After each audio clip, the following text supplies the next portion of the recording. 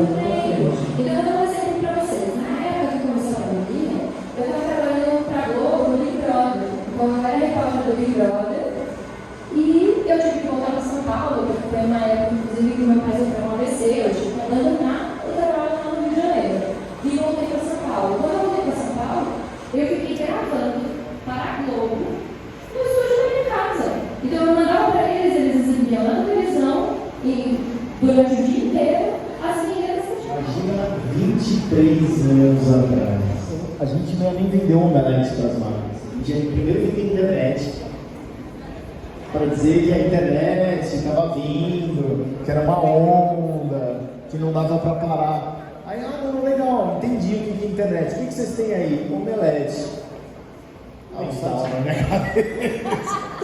Tudo bem. Então as marcas, sites de culinária na internet, não vou investir nisso, está fora do meu orçamento. Então, acho que todo mundo que trabalha na internet, quando tudo era mato, passou um pouco por esse desafio.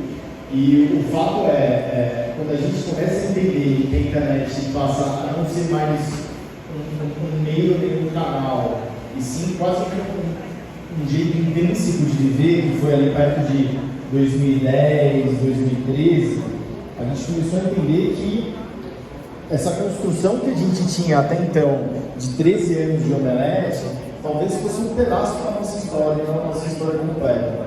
Então a gente sai de ser um blog de cinema com nome de comida, com nome de desenvolver produtos que entregassem ativações, experiências, mídia, conteúdo para as marcas, de uma maneira que a gente encarasse a nossa comunidade. Então a gente passa a ter não mais audiência, né? A gente não usa esse termo, a gente passa a ter comunidade e entender os desejos daquela comunidade, as vontades daquela comunidade, uma comunidade que até então, até como você bem mesmo disse, era todo mundo meio que isolado. Tinha os fãs de quadrinhos, os fãs de games, os fãs de série, só que eles não se encontravam, eles, não existia esse sentimento de quase que um jeito intrínseco de viver, que foi ali perto de 2010, 2013, a gente começou a entender que essa construção.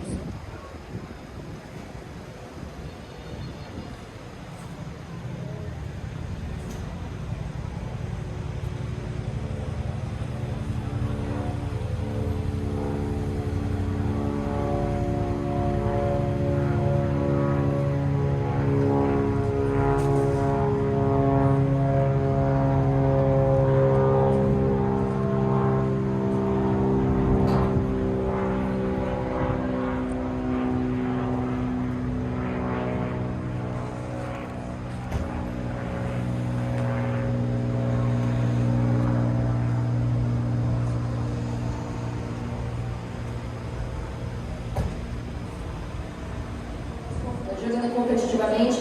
Eu tenho, inclusive, convido vocês a ver uma palestra que eu fiz para Portugal, está no meu YouTube, em que eu explico um pouco sobre isso, porque aí vai um papo de 30 minutos aqui, eu não vou tomar vocês.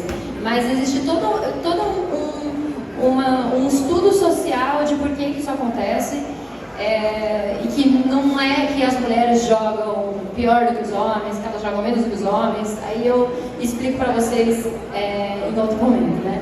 Mas resumidamente aqui, eu acho que tem uma coisa muito interessante, que o público, quando começa a surgir os videogames, quando você vê aquelas primeiras peças publicitárias de videogames, eu até tenho um vídeo que eu acho muito interessante, que é um comercial do Super Nintendo, que foi o videogame que eu tive na minha infância, porque meu irmão ganhou.